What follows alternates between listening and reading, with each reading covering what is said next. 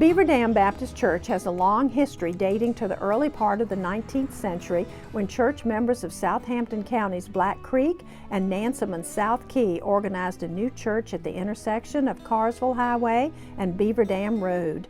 Just northeast of Beaver Dam Swamp, the church sits on land originally patented by 1665. There's hints that they started as soon as 1823. But it wasn't until February the 7th, 1828 that they joined together for officially organizing the church with 24 charter members. Many of their descendants live and worship with us today. Brother Murphy delivered a solemn address and charge to the newly organized church, and then he was later asked to be the first minister. Reverend Simon Murphy Jr. agreed to serve Beaver Dam for 1 year. He actually served 4 and was well known throughout the Association of Baptist Churches and served in a pastorate at other nearby churches. At the original organization, a custodian was appointed to keep the doors and windows shut and to take care of the keys. Church membership grew quickly after 1835. Minutes included considerations of the worthiness of potential applicants and the dismissions of members who were not walking a Christian walk. Misconduct included the use of enthusiastic spirits, wife-beating, and absences from meetings.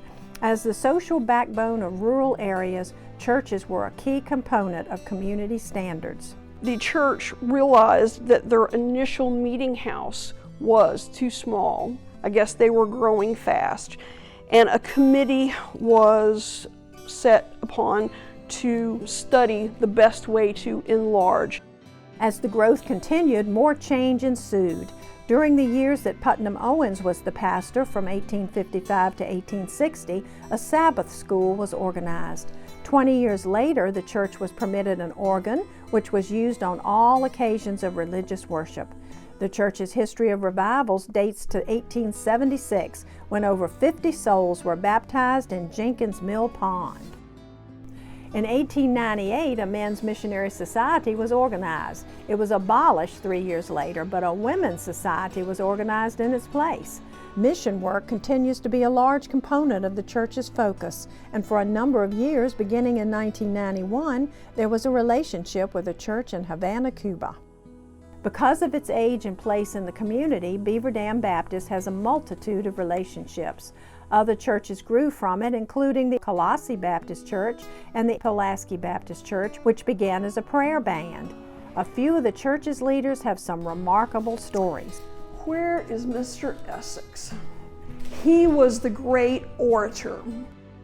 Lots of the churches in the community and the extended community wanted to hear him speak.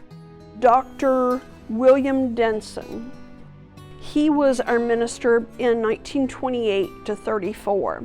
He helped to write the first 100 years history for the centennial anniversary. He started a scouting troop and was known for mentoring lots of the youth in the church. Garland Moore was our 13th minister, and he was really talented in music. Reverend Hart, he came first as a student, but he was known for his unusual gifts in ministry.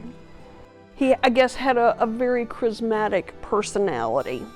And if I'm not mistaken, he was the minister that someone was, I guess, shooting in his direction near the manse. Well, evidently he was a pistol-packing preacher, and he went out to see what was going on. And there was a cute little newspaper article about him chasing the guy off. Over the years, as expansion and additions to the original structure occurred, a cemetery was needed. By 1880, William T. Daughtry offered the church a piece of land for that purpose, and the church bought it for $5. There are 2 cemeteries associated with the church. Many of the headstones have unique designs and date from the 19th century. And today, there's over 1,000 of our members and extended family members out there. The church building itself has experienced many changes in its original construction. There were posts in the middle of the church, and they decided that the men and the women should worship separately. So they each had their own door to come in. In 1915, the sanctuary experienced a major change. By removing the posts, men and women were allowed to sit together for the first time. In 1959, the building was bricked and a new steeple was added.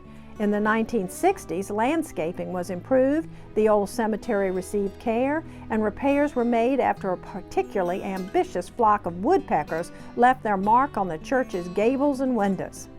The note burning in 1963 was a great day of celebration. However, tragedy struck on March 26, 1976, when a fire broke out in one of the Sunday school classrooms. The building was condemned. By November 7, 1976, the dedicated work of the building committee allowed members to return to their church for worship. Surviving the fire was a 1952 Bible, which is now located in a place of honor in the church. Today, Beaver Dam Baptist Church is a federal-style structure, 1.5 stories tall, with wood frame construction and clad in brick veneer. The symmetrical facade is comprised of a central entrance flanked by window openings. In addition to weekly services, the church's sense of worship and connection has been supplemented with Sunday school, the choir, vacation Bible school, outreach, events for youth, live nativities, and children's Christmas pageants. It has also recognized its milestone anniversaries with special services and revivals. On the 190th, a historic item was gifted. Well, this was one of the original sideboards to Beaver Dam Baptist Church. I believe it was John Francis Duke who saved this piece of board and came down through the generations. And after the 190th anniversary, it was given to the church.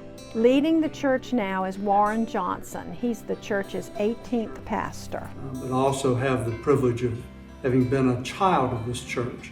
My parents were married in this church. My mother and father sang in the choir. That's where they first met. And I believe I was singing in the choir as well, even before I was born. It was in these holy walls, within these holy walls, that I first heard that God loves me. It's inspiring, and yet it's also challenging to think that we've existed this long in this community and all the things that we've done for the community and with the community and all the things that God may yet call us to do.